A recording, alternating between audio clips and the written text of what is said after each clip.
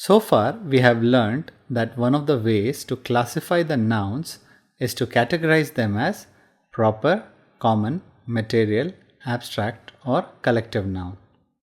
A common noun represents a category, whereas a proper noun is the name of an individual person, place, or organization. For example, in the sentence, I drive an old Alto. It's not a luxurious car, but it works. Here, car is a common noun and Alto is a proper noun. In our video on the rules of capitalization, we have learnt in detail the difference between proper and common nouns.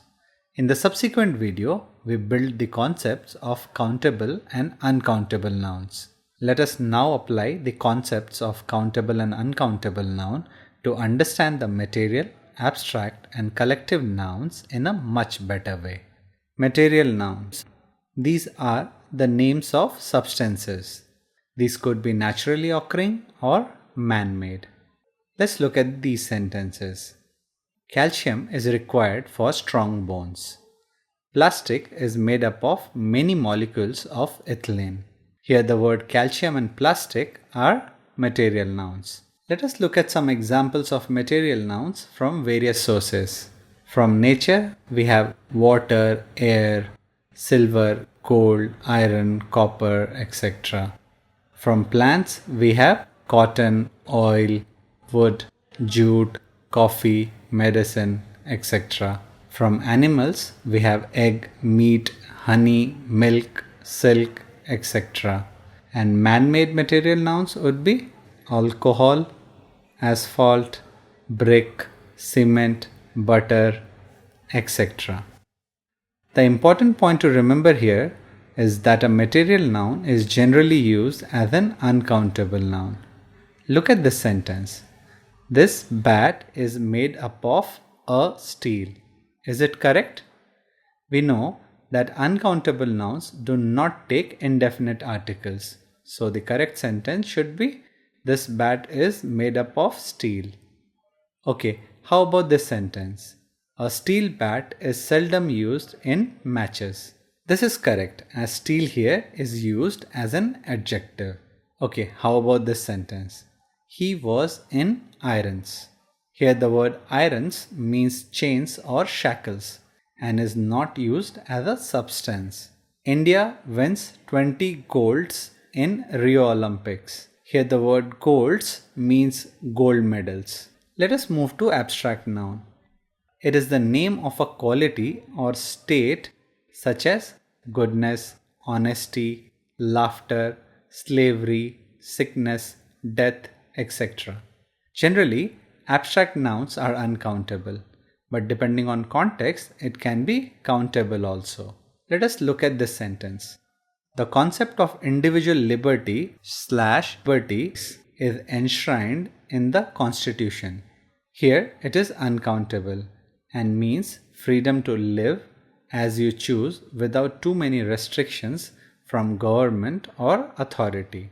Now let's look at this sentence. People fear that security cameras could infringe personal liberty/liberties. Here it is countable as it refers to the legal right and freedom to do something. Let's move to collective nouns. Collective noun refers to a group of persons or things. Example, family, team, audience, police, fleet, herd, flock, etc. Also, we have words used to denote a group, which are called group terms or nouns of assembly. For example, we have a group of crows referred as a murder of crows. Similarly, we have a set of beliefs or processes. We have a parliament of owls, a concert or band of musicians, a troop of soldiers, a bench of judges or advocates, a mob of angry people, and a convoy of moving vehicles.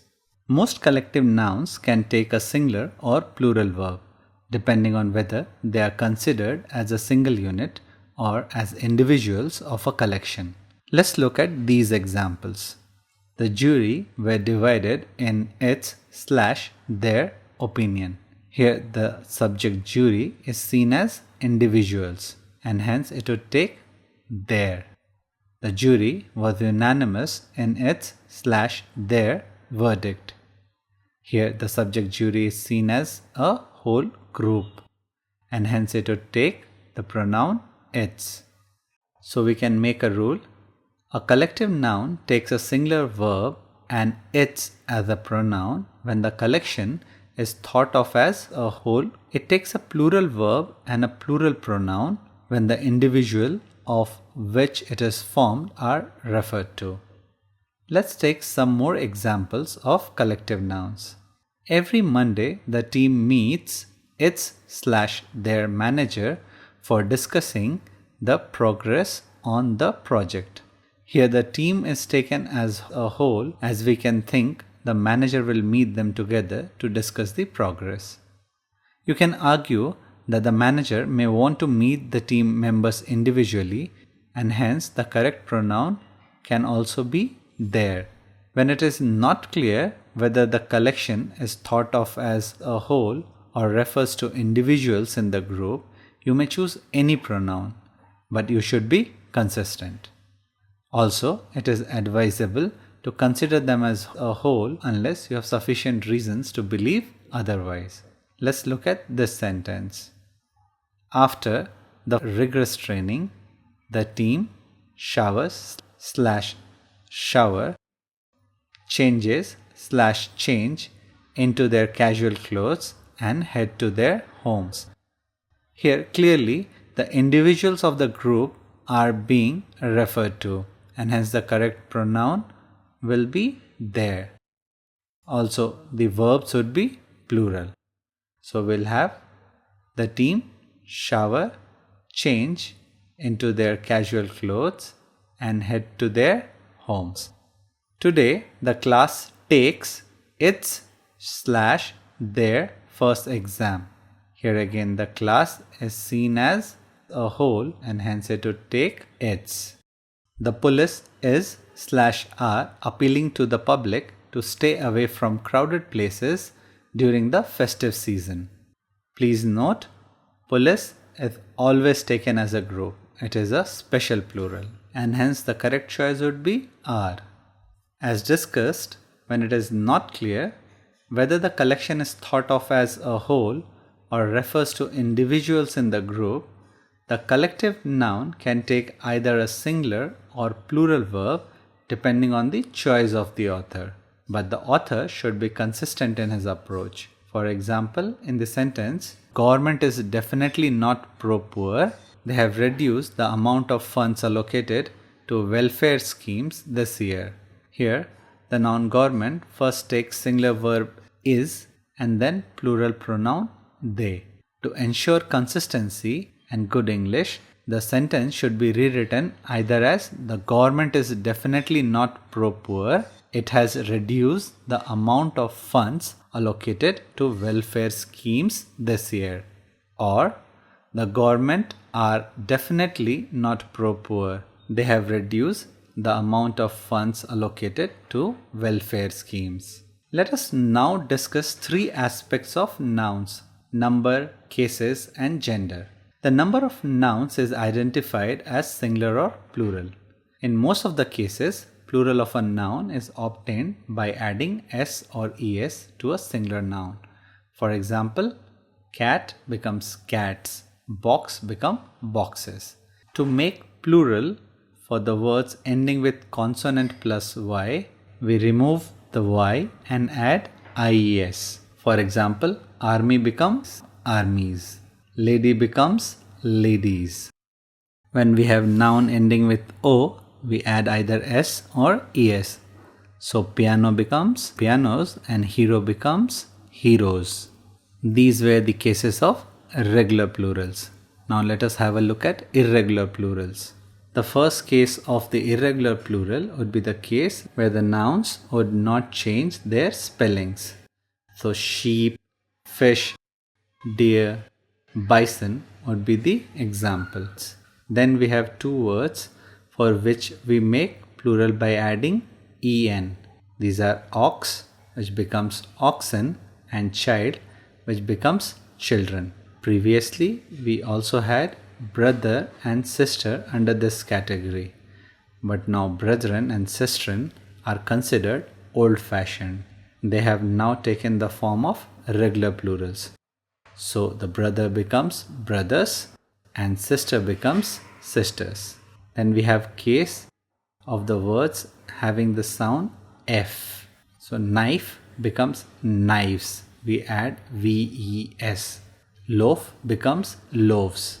But we also have cases where they act as regular plural, such as proof becomes proofs and belief becomes believes. Then we have 7 unique words which change in vowel sound. Man becomes men, foot becomes feet, louse becomes lies, goose becomes geese, woman becomes women, tooth becomes teeth, and mouse becomes mice. Then we have foreign words such as fungus, the plural for which is fungi. Formula, we have the plural formulae. We have phenomenon, for which the plural is phenomena. Finally, we are just adding a note of special plurals and special singulars which do not change their form. So the special plurals will not have a singular equivalent and special singulars will not have a plural equivalent.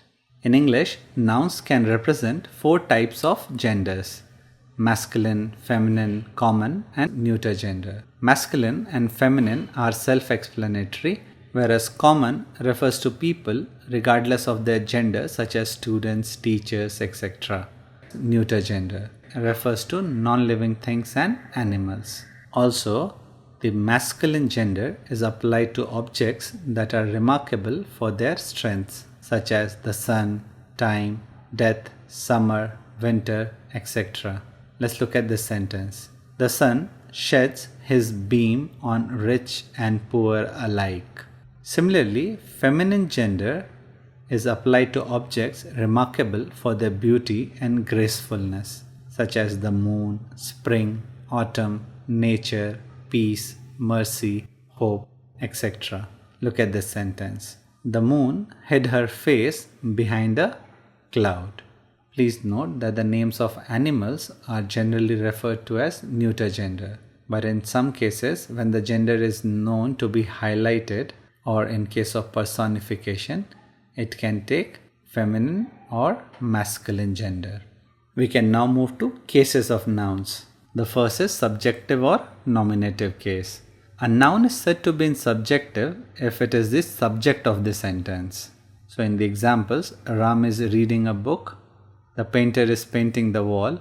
So here Ram and the painter are in subjective case. Now objective or accusative case. A noun is in the objective if it is the direct object of verb or if it is the object of preposition. For example, the vendor sells vegetables. The pen is on the table. In the first example, vegetable is the direct object of the verb sell. And in the second example, table is the object of preposition on. Now we can move to dative case. A noun is in the dative if it is the indirect object of the verb. There should not be a preposition before the indirect object, because in that case it will be the object of that preposition. The mother gave the children a few mangoes. Here the direct object of the verb gave is children and the indirect object is mangoes. Finally, we have the possessive or the genitive case. A noun is in the possessive if it denotes possession or ownership. For example, Rohan's sister has been hospitalized. Now we can look at the spellings of genitives. For singular nouns, we should just add an apostrophe s to the noun. So we will say, Vipul's laptop is missing since yesterday. Charles's notebook is with me. Charles' notebook is with me. So if the noun ends with s, you can just add an apostrophe to the end, or you can add apostrophe along with s. For the names, it is preferred that we add the apostrophe along with s. For the regular plural nouns ending in s, we should add an apostrophe after s. So we'll have a sentence like, it is very difficult to stitch girls' clothing. For irregular plural nouns, we add apostrophe s just as we did for singular nouns. So we have women's clothing is very difficult to stitch. And finally, we can look at the rules of genitives. Please note, genitives are generally used for human beings. So we can say, John's bicycle is broken. But can we say the AC's remote is not working? No, because the AC is non-living. So we should say the remote of the AC is not working. How about the government's denial on this issue is not understandable? Please note, the government here is seen as collective noun with human connection, and hence it can be in genitive case. India's public transportation system is not well developed. Here again, the countries or places with human population is being referred to, and hence again it can be in genitive case. Please note, genitives can be used to express duration. I will finish the assignment in a week's time.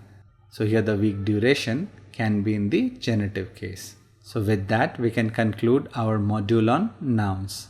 In the next video, we will look at determiners.